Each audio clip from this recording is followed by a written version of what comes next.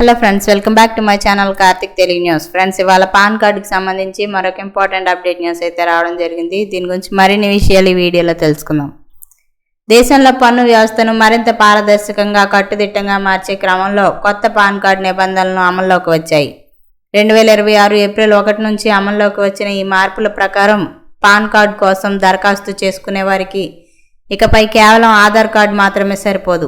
అదనంగా వయసు, గుర్తింపును నిర్ధారించే పత్రాలను కూడా సమర్పించడం తప్పనిసరిగా మారింది. ఇక కొత్త నిబంధనల ప్రకారం అభ్యర్థులు తమ గుర్తింపు, జనన తేదీని ధృవీకరించడానికి పలు పత్రాల్లో ఏదో ఒకటి సమర్పించాల్సి ఉంటుంది.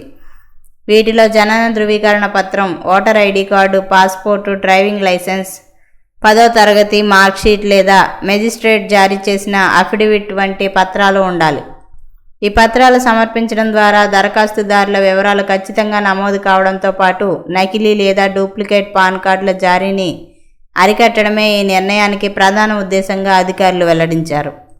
ఇక మరో ముఖ్యమైన మార్పు ఏంటంటే, పాన్ కార్డుపై ఉన్న పేరు ఇప్పుడు ఆధార్ కార్డులో ఉన్న పేరుతో పూర్తిగా సరిపోవాలి. పేర్లలో ఏవైనా వ్యత్యాసాలుంటే దరఖాస్తు తిరస్కరణకు గురి అయ్యే అవకాశం ఉంది. ఇక దీంతో గుర్తింపు ప్రక్రియ మరింత ఖచ్చితత్వంతో జరుగుతుందని భావిస్తున్నారు. ఇక అలాగే పాన్ కార్డు కోసం దరఖాస్తు చేసుకోవడానికి Protean e government technologies limited, UTI infrastructure technology and services limited, ఆదాయ పన్ను శాఖ ఈ-ఫైలింగ్ పోర్టల్ ద్వారా ఆన్లైన్ సేవలు అందుబాటులో ఉన్నాయి. కొత్త ఫారంలు కూడా త్వరలో ప్రవేశపెట్టనున్నట్లు సమాచారం.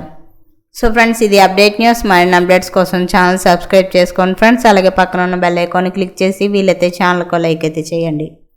Thank you friends. Thanks for watching this video.